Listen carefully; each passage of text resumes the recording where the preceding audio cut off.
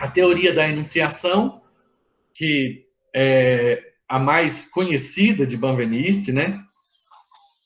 Que é a mais falada e que resolve problemas para a linguística textual, resolve problemas para a análise do discurso, resolve problemas para a pragmática, né? Quer dizer, resolve problemas para todo mundo, né?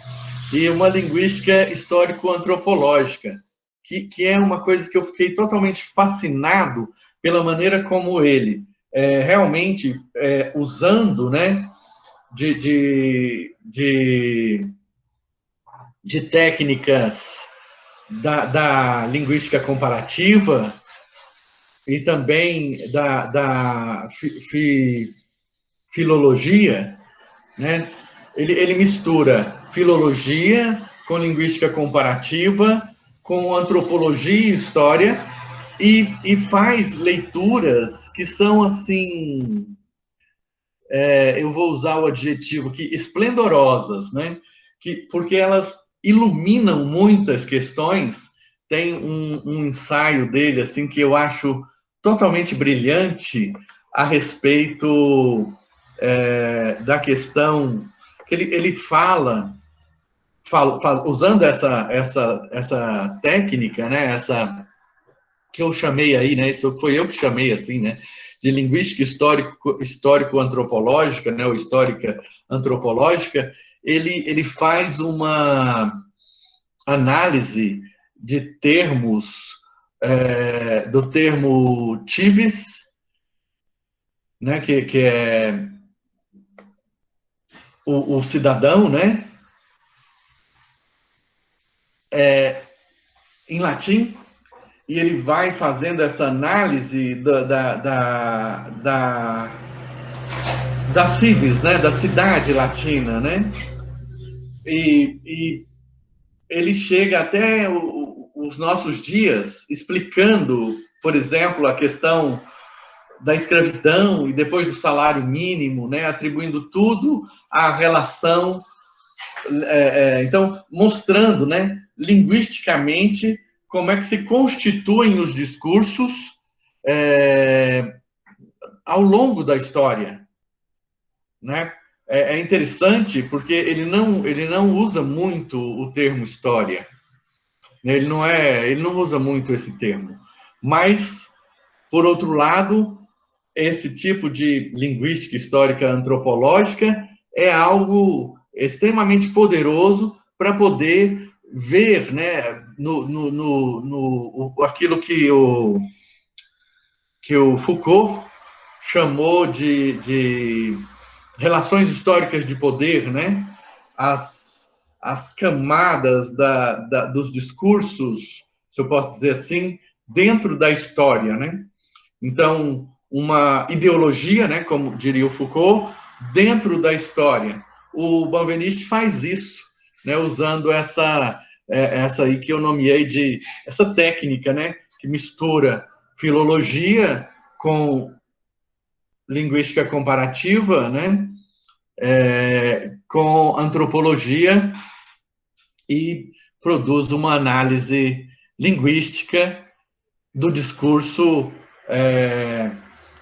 que está na ordem da história a partir da semântica das palavras, conforme foi usado na antiguidade e conforme foi se desenvolvendo ao longo do tempo.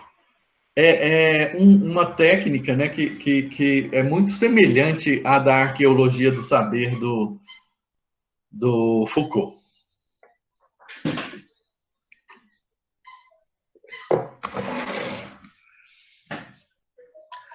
Então, a teoria da enunciação consiste em descrever os elementos subjetivos da linguagem, né? O que o Benveniste chama de indivíduos linguísticos. As marcas linguísticas do discurso, os indicadores de tempo, lugar e pessoa no discurso, né? Aqui talvez seja dos momentos em que Benveniste é mais claro em relação ao que ele chama de discurso. O discurso como sendo o pronunciamento do indivíduo, né? A fala, não a fala enquanto mecanismo, mas a fala enquanto produto.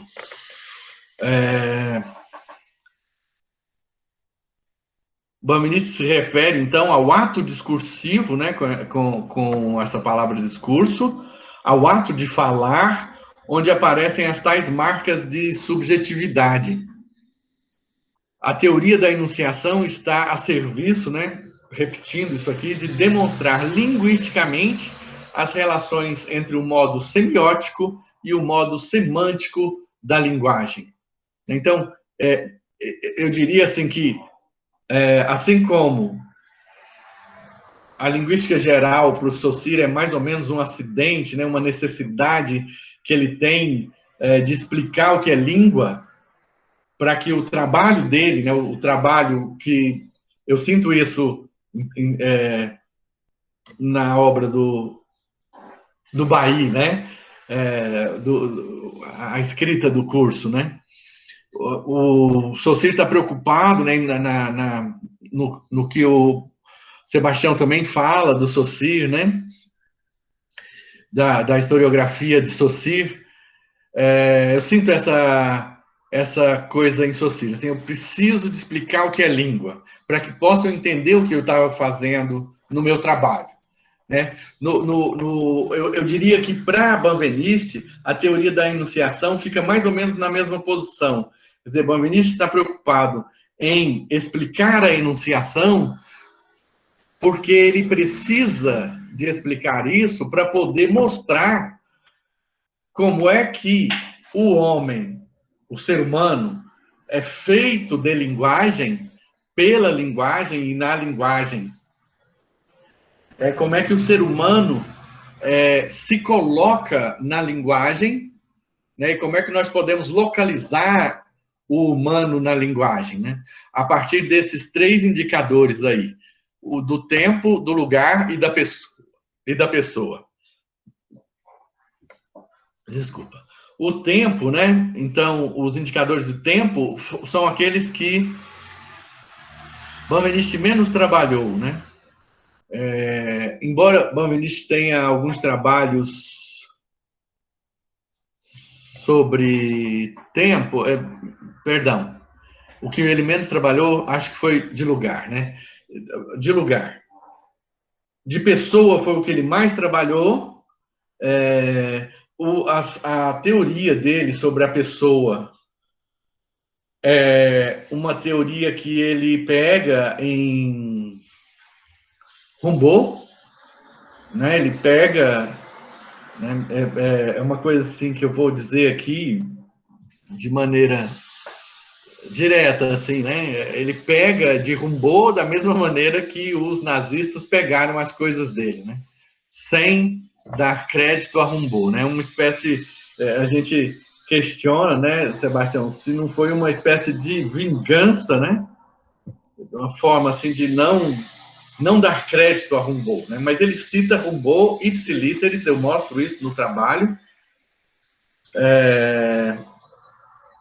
e ele só não dá crédito.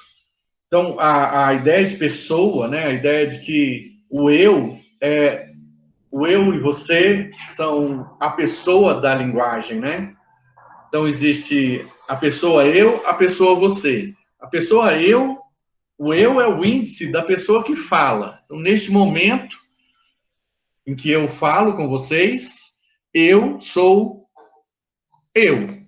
Mas se qualquer um de vocês atualizar esse índice e falar comigo, você será eu, e eu, enquanto te escuto, serei você. Né? Uma parte muito bonita do trabalho de Benveniste, em que ele diz assim, né?